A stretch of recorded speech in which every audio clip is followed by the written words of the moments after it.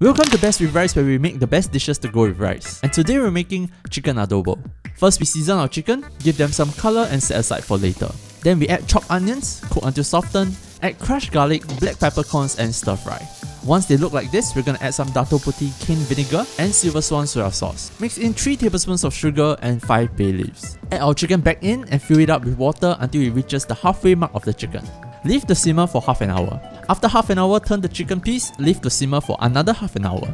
After a full hour of cooking, turn off the flame and then walk away. Go watch some Netflix, text your ex or put your tank in the mall. The chicken adobo will be much nicer if you let it sit overnight.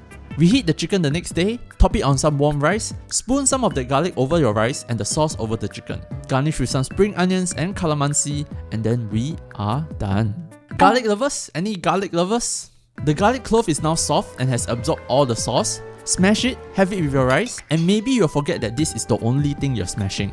The chicken will pretty much fall off the bone, squeeze some calamansi on it, and seriously just see your rice disappear.